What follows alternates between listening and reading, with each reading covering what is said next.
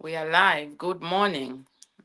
It's an amazing day, sunny day, the day that the Lord has made. We shall rejoice and be glad. I see you, Alina. Well done for coming so early on the call. Thank you so much. Who else is on the call?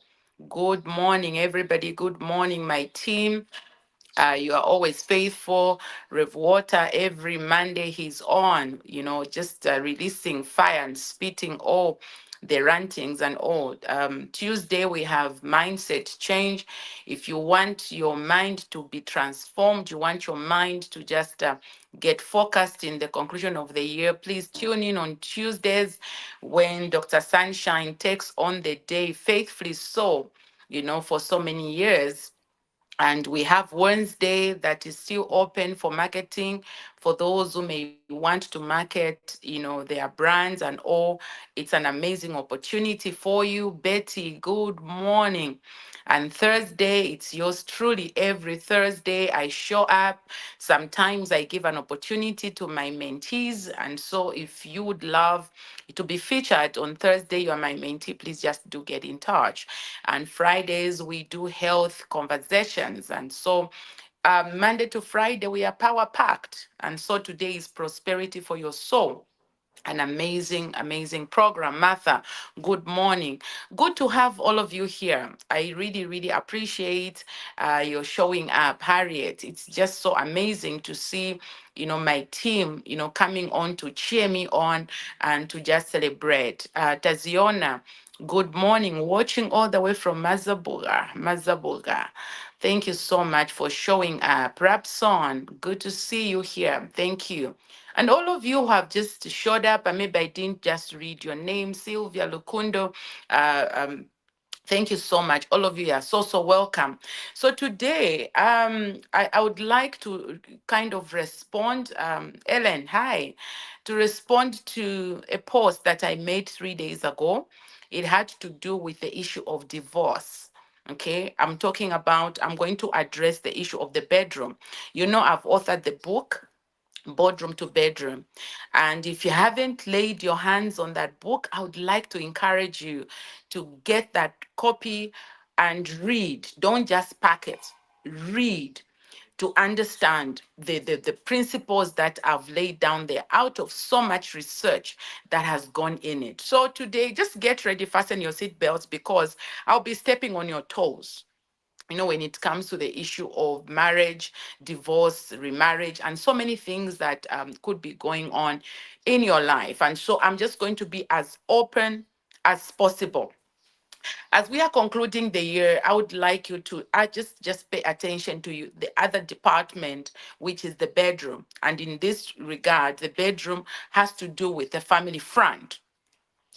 So I put up a post and I was saying that some of the marriages have crumbled down because of some women that are proud and very disrespectful to their husbands. There are other several reasons that may lead to divorce.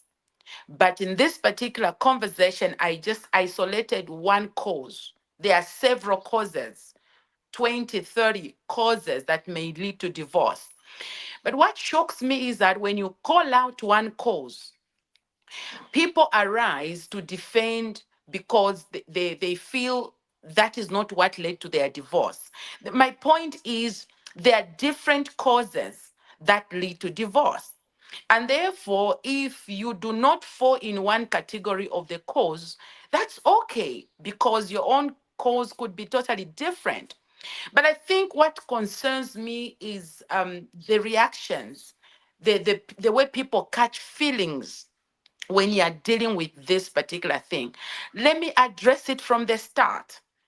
Divorce is not colorful. Divorce is not the best decision. Underline that. Divorce is not good. Underline that. It is not good. We are not going to sit here to start clapping for people who are divorcing, start getting excited and painting it and decorating it as though it is the best decision.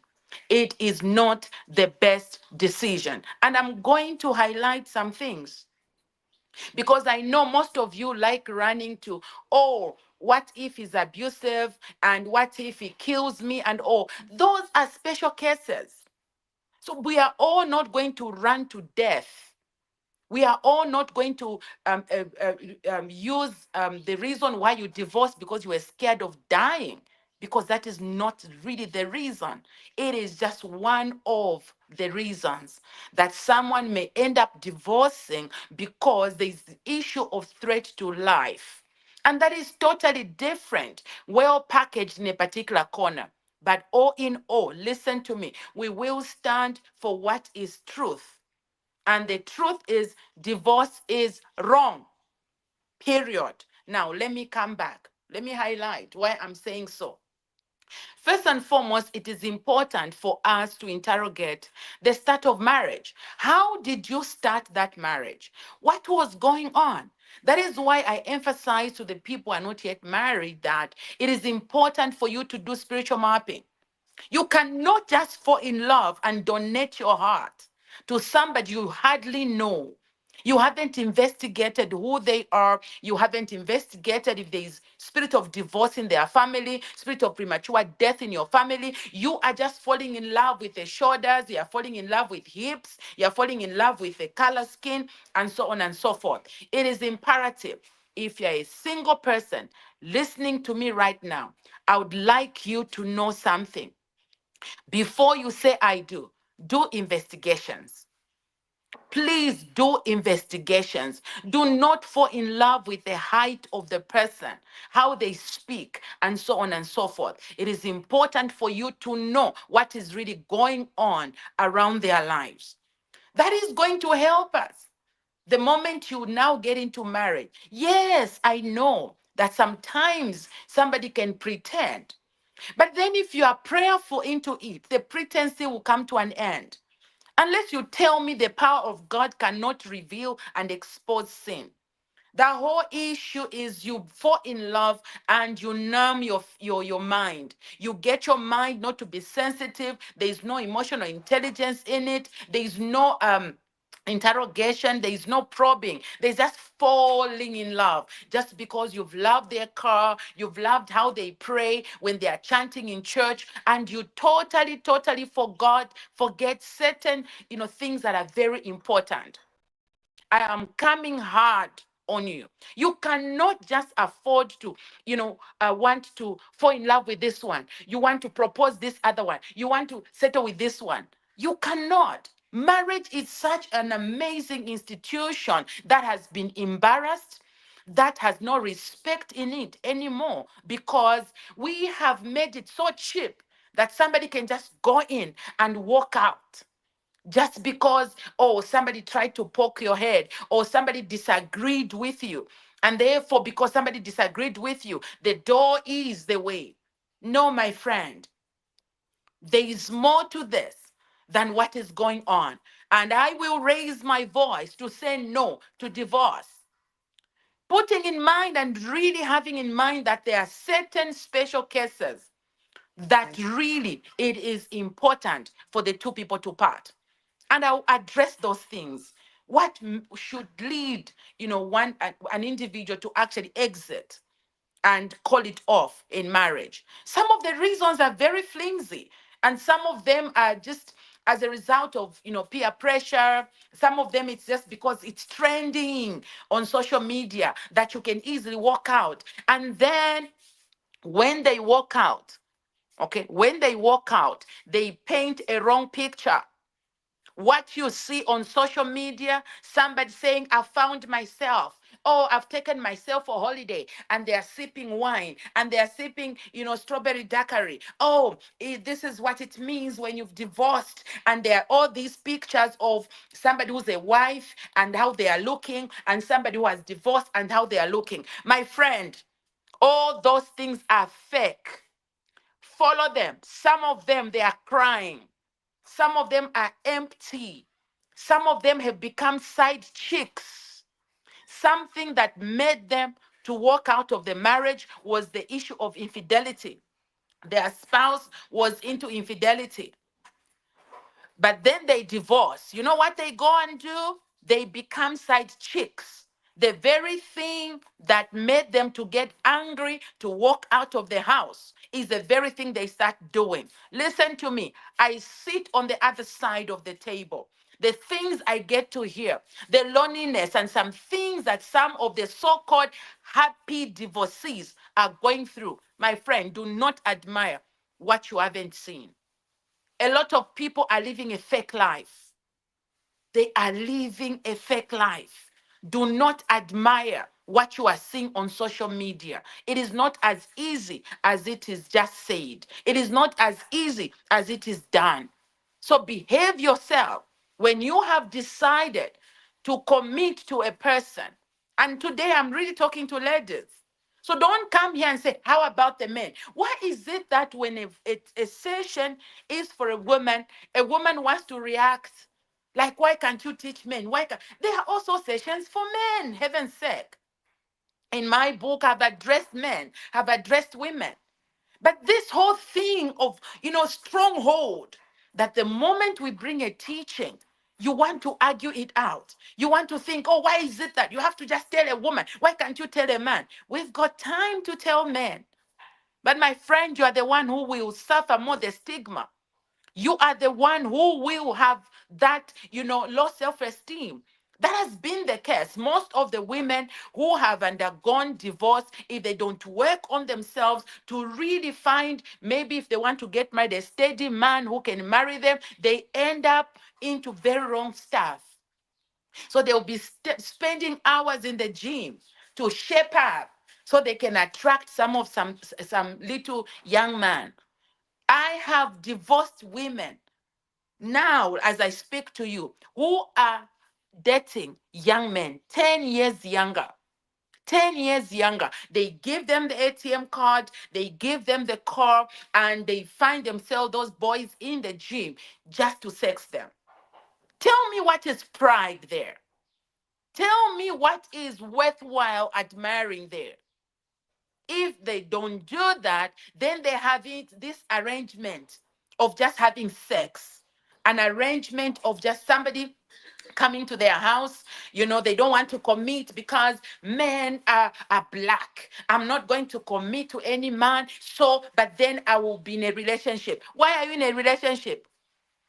To just have sex, casual sex, and you're at peace, and you have children, and you are painting a standard of a lifestyle to those children as you are having an affair where a man just comes, have sex with you, and walks out. You go to his house, have sex with him, and walk out. Tell me what is pride in there. Tell me what is beautiful in there. You cannot come here to tell me, divorce is the best route. You cannot, categorize and put divorce as a main, thing that will be so good about a couple deciding. Have you tried counseling? Have you tried to talk to somebody? Because some of your reactions are so unfounded. Some things you are reacting to is basically lack of understanding of how to go about your marriage, lack of understanding of how, when you're learning to settle together, there are differences, different understandings. The way a man looks at things, the way a woman looks at things, totally different. Have you learned all those intricacies? So we cannot sit here and begin to clap, for people are divorced. And you dare come and you say, oh, we are not being merciful for the divorce. It is painful to divorce. It is so painful. You do not wish any child who walked the aisle to call it off. So we are praying for them. We are praying for the divorced person because some of them, it's just, they live in death in those homes. There's no life in those homes. And the best, yes, is to exit. Is it a good feeling even? Is it a good thing even? Which parent would want to marry off a daughter, beautiful wedding, 1 year later, she walks out? Which parent would be happy? So let's have clear conversations. Let's talk around this thing. So before we encourage people to divorce, have we done all that needs to be done? Have we helped them to have an understanding? I do a lot of sessions. And sometimes when I sit with these young people who want to exit because they found a WhatsApp message, And the WhatsApp message is reading, I love you, babe. Oh, he's telling somebody, babe. Oh, what, and the person just loses it. The reaction is beyond the action that was performed. Come on, I feel like preaching. The reaction is beyond the action. The person who has reacted is actually messing up more than the person who acted on a wrong thing. That has been my observation. Because some of you girls, what you do when you see whatever it is that you go looking for, you start, searching for, wrong things in your husband's phone. Your mind is already cooked up that he's going to cheat. And therefore, every move that a young man is making, you are busy just, scanning until you find what you are looking for. Now, the moment you find what you're looking for, you get into what I call temporal insanity. And in that temporal insanity, your behavior is worse than the person who actually messed up. You break the phone, you break the car, you start calling the girlfriend, you start calling the mother. Hello, are you for real? Are you okay? Which planet Earth are you coming from? Where's your worth? Where's wisdom? Where's that love? Because some of you, in the name of love, you start sabotaging your lives. In the name of, I love him too much. Tell me what that love can do, where you love somebody so much that you are destroying your heart. So you love that person so much that you have to be insulting the girlfriend. You love that person so much that you are busy insulting him. Tell me how you define that love. What type of love is that? Where you don't love yourself, where your actions show you don't love yourself. You want to kill yourself. You are destroying your heart. Your high blood pressure is shooting up because you are failing to manage your emotions. This is why I have proposed compulsory in my my lesson plan of premarital counseling. One of them is how to handle disappointment. And one of the topics, if is one, of you cheats, how are you going to do? Cushioning, how are you going to come out? How are you going to behave? Because sometimes how you behave when there is infidelity, leaves much to be desired. And please, I just want you to hear me. I'm speaking out of love to just rescue people's marriages. So much is going wrong. So much is going wrong. And some of them are lacking proper mentorship. You can't tell me 1 month before marriage, you do all those classes and you are taught how to kneel down, how to wriggle your waist, and you tell me that is how you look after your marriage. There is more to marriage than how to wriggle your waist.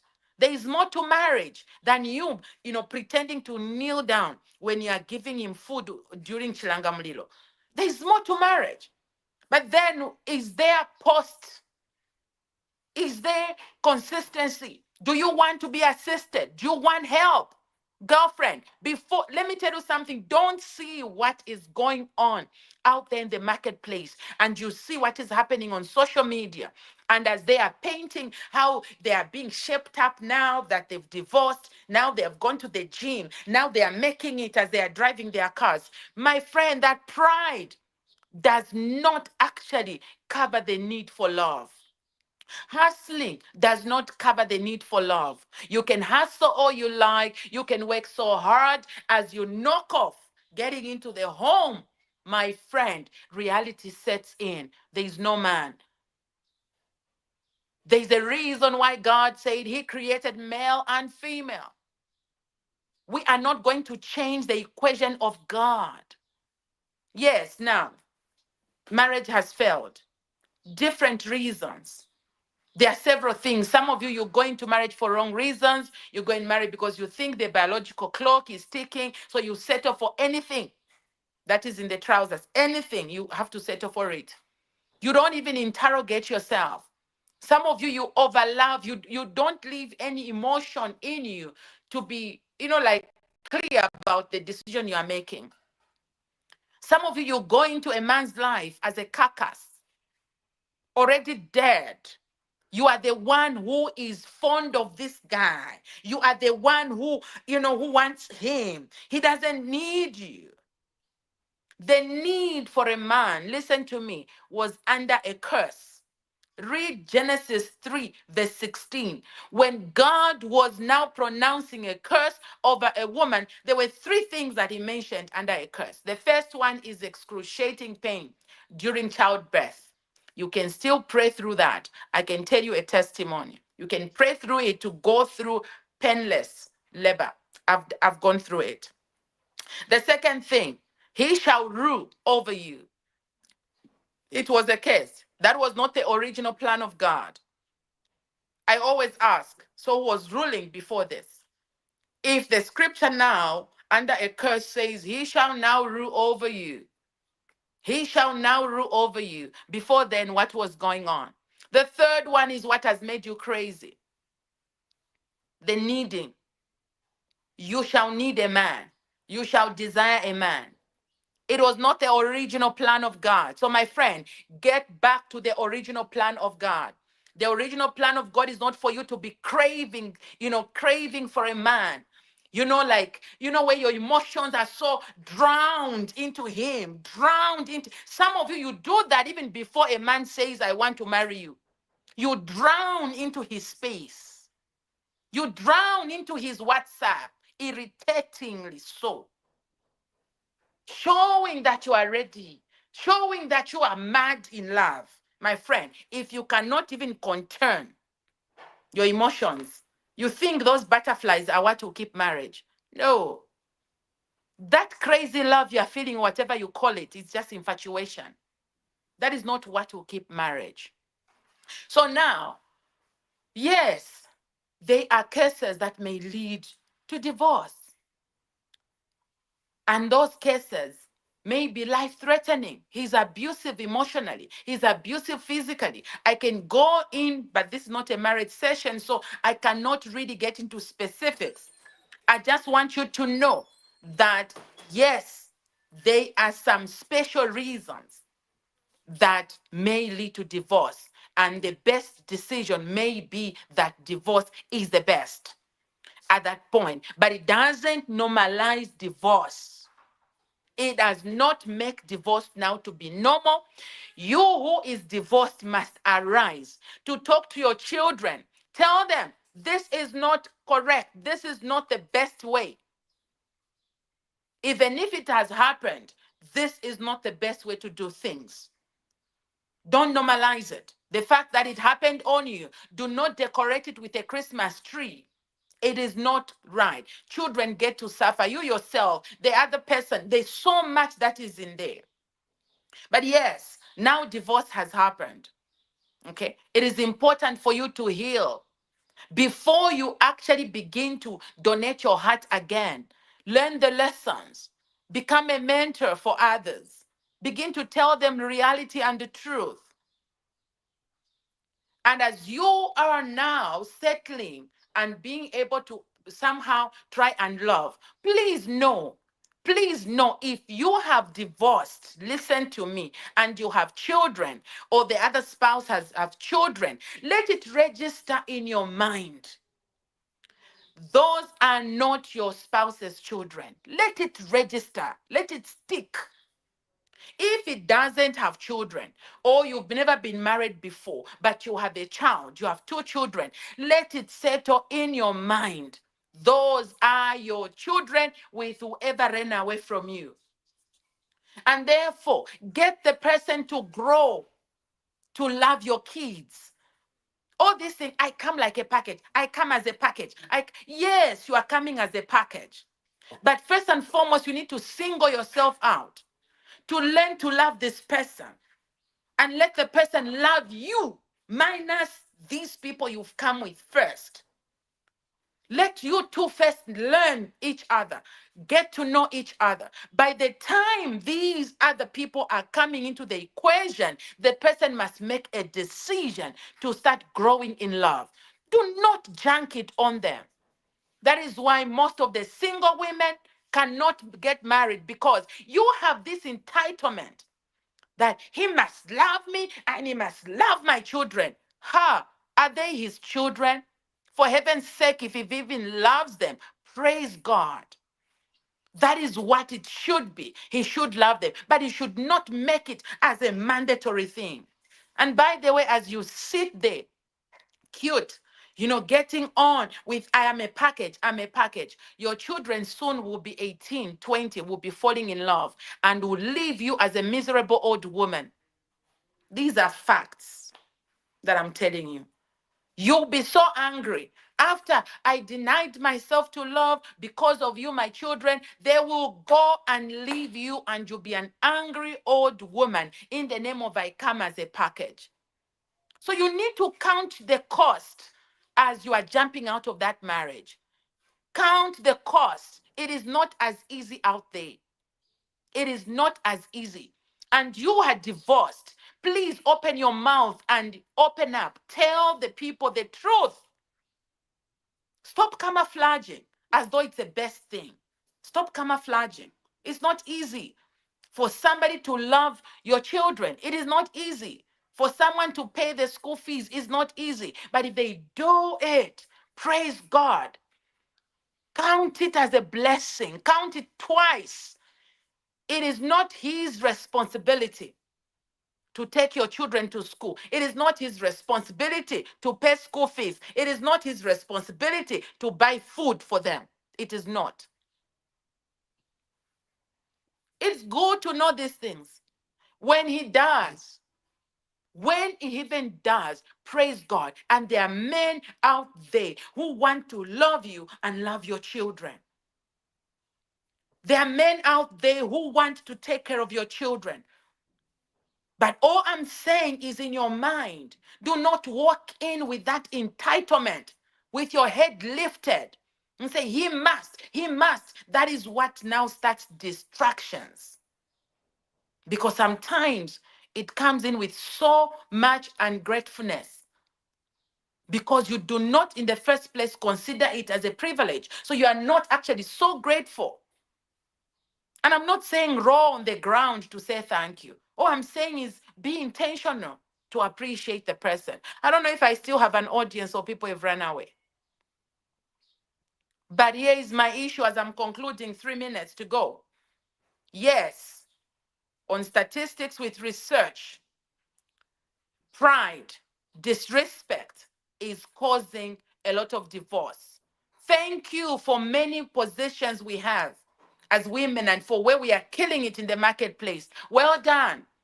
Thank you that you are not dependent on a man. Well done. But watch your independence. Watch it because it's not going to replace the need for love. You are not going to disrespect your husband just because you're earning more than him. You are not going to disrespect him just because you've got your own car, you can buy your own car. My friend, that level of disrespect, that level of pride will cost you one day. And you walk out of that marriage as a director. You are a director making it a great entrepreneur, and you'll be killing it in the marketplace, but lonely. You'll be killing it in the marketplace, but a failure when it comes to the issues of relationships. What pride do you have? Very successful career-wise, but a failure when it comes to your children, a failure when it comes to managing a man. What is that pride? Now we have opened homes of rehabilitation. And guess what? Most of these boys and girls who have taken into substance abuse and they are really struggling has been as a result of a home that is not stable. Fatherlessness, a father that is not present, a woman who has no wisdom on how to build a home, foolishness in the way she's gathering bricks and everything. It's just the Bible. It is the Bible. A foolish woman will destroy her own home. And we have a lot of foolish women out there who are destroying their own homes in the name of they are successful, in the name of I can buy my own car. I give you 2 years, is even long, after you've divorced, with wrong reasons, of course, with your own sabotaging and self-destruction. I give you a few months. Loneliness will hit you. If we do not even watch you, soon you'll be a side chick. If we don't even watch you, soon you'll be sleeping around. If we do not even watch you, soon you'll get that young boy you'll be financing for sex. What pride is in there? So I stand here to champion that marriage is good. And there are good marriages out there. There are good men out there. There are good women out there who are building their marriages, who are sitting under mentorship, who are sitting under, elderly, wisdom. And as wisdom is helping them, they are building their marriages. When they look back, they're like, wow, I have been knitting my marriage with a needle and thread. Others are knitting without thread. No wisdom. Find a mentor. Find a marriage mentor to help you navigate difficult times. What you are going through is not new. Your mother stayed with your mother. What she went through is not new. What you're going through is not new. Just learn how to respond. Responsibility is ability to respond. Ability to respond when the tough things begin to happen. Have you even investigated if it has to do with spiritual issues? Those are things we'll be dealing with today. We are doing a boot camp, from today to Saturday. So join me if you really want to be assisted spiritually. So I'm coming hot on this next week again. See you. Shalom, shalom.